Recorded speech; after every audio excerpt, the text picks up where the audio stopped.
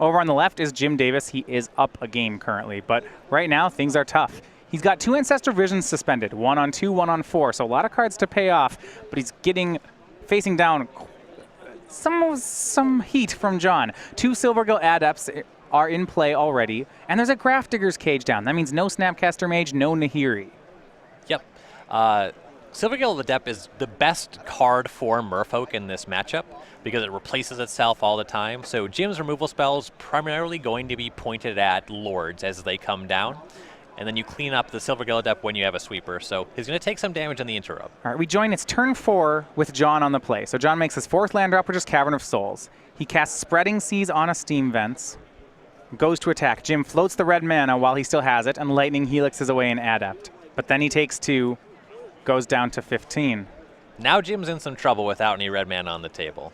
And post-combat, John's going to play Master of the Pearl Trident, something that on the surface you'd say, why wouldn't you play your Lord pre-combat? But John was actually rewarded for sequencing it this way. Yeah, I like that a lot. This way, Jim had to use a removal spell on the Adept. The Lord is worth so much more on the table.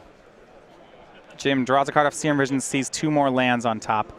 And how good is that Spreading Seas? Right now, Jim's hand has 2 more copies of Lightning Helix in it. Yeah, I believe he has a Path to Exile. He'll be able to use at least some removal on this turn, though he's going to fall behind if Toone is able to just produce a bunch more Merfolk. We go back. Jim at 15. Now, next turn, Jim gets to resolve the first of his 2 Ancestral Visions. And the choking point for Jim isn't going to be cards in hand. Card advantage is not an issue. It's going to be his mana. He has a lot of blue mana, which can't cast removal spells. He's very colored mana hungry in the colors of mana that he's shy on. So look at Toone's hand, a pair of islands. A Marrow Regery is in hand. He'll cast Regery. That one with Cavern of Souls will not be countered.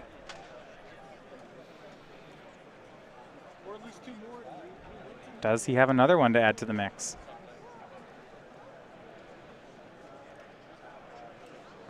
So right now, the Silvergill add up to 4/3. The Regery and Master of the Pearl Trident are 3/3s. So the attack is 7 as it stands. A lot of pressure on Jim to have Wrath of God on the following turn. A swing. Jim will attempt to Path to Exile away the Master of the Pearl Trident, and it works. Creature exiled. John will go ahead and get a basic. So now it's only 3 damage off the Silvergill Adept. That much I think Jim can handle. Yeah. So see a basic island into play. And Jim kept a red source on top. I believe a Scalding Tarn is the land that's hanging out. So producing basic mountain on the following turn, maybe having a Snapcaster Mage for Lightning Helix, the following turn could be solid for Jim. So other updates of Team Metagame Gurus. Kevin Jones winning his match. That likely puts him to join Peter Ingram in top 8. Nice. So we're at 2. We're at 2. Could be as many as 4. Jim Davis and Andrew Jessup still playing.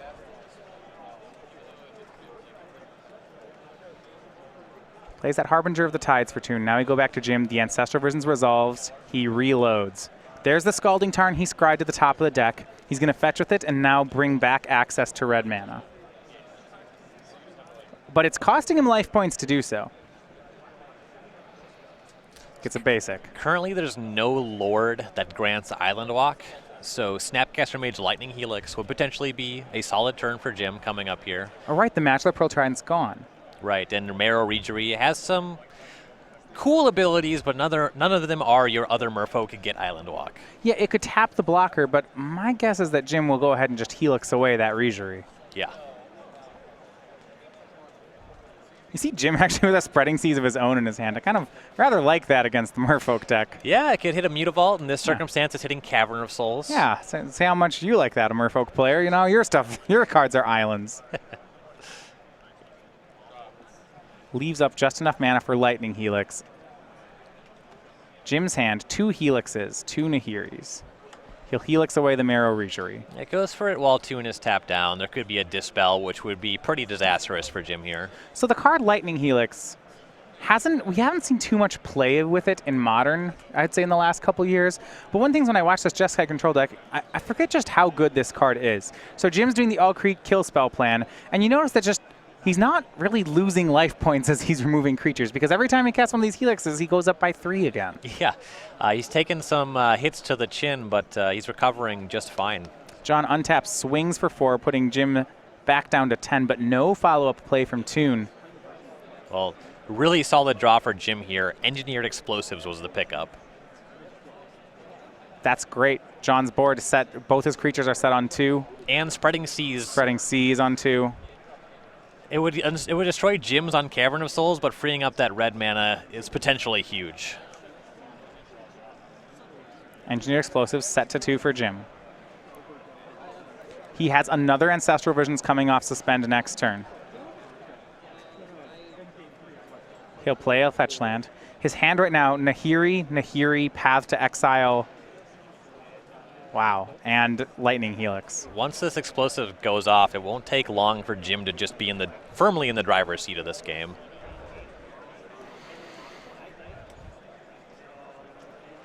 John will go to attacks. Jim will crack the Engineer Explosive. So both Spreading Seas hit the graveyard. Jim gets his Steam Vents back. John gets his Cavern of Souls back.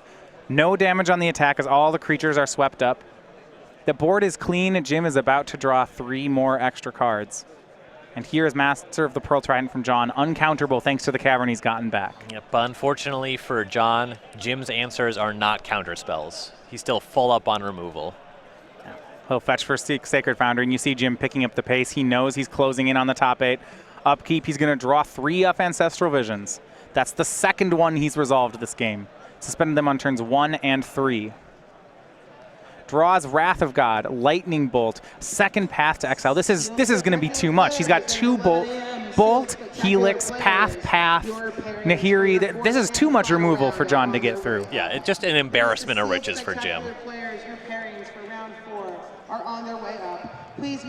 Lightning Bolts away the Merfolk.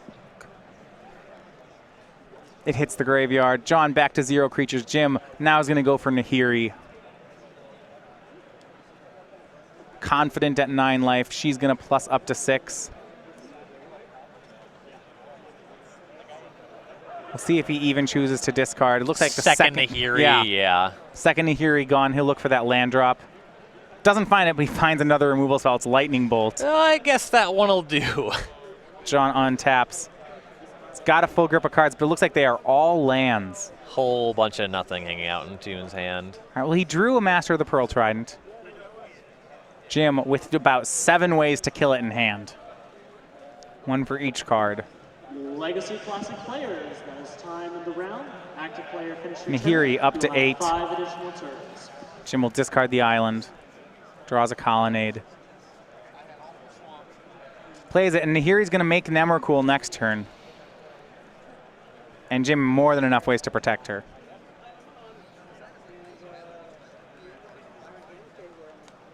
Theoretically, Toone could have a Harbinger of the Tides to stop the Emrakul from just killing him, because the ability of a permanent, not a spell, but he's still in very bad shape even if he has that. He has to get annihilated for 6 for the Emrakul to be tapped. Hey, what do you think about this set play? John attacks with Master of the Pearl Trident at Jim. Jim takes it. Goes to 7. Yeah, whatever. Yeah, just sure. I have 7 more. I would just look my opponent straight in the face and be like, if only I had a kill spell. No, these are all lands. It's just the worst. That's why I bitched to land on Nahiri. I'm looking for some action. Nahiri not going to summon Emrakul just yet. She's going to go ahead and exile the Master of the Pearl Trident as it was tapped. Jim passes. So Jim picked up a Vanillion Click. I guess the entire idea he wants to make sure that Toone's got nothing going on that can stop him from ending this game. During draw step, Jim clicks. It is Aether Vial 3 lands. Nah, Jim's going to let him keep those. Yeah. So in another win and in between Andrew Jessup and Aaron Barrich. 2 good players there. That's an infect mirror between the 2. In 3, it is Andrew Jessup who ends up on top. He's at 36 points. 3rd member of Team Metagame Gurus to get a spot in the top 8. Wow. Dare I say that 4 of them might make the top 8 here? Yeah, I think I've heard that somewhere before, actually. Snapcaster Mage for Jim. Cleans the board. Activates Colonnade. Swings with creatures.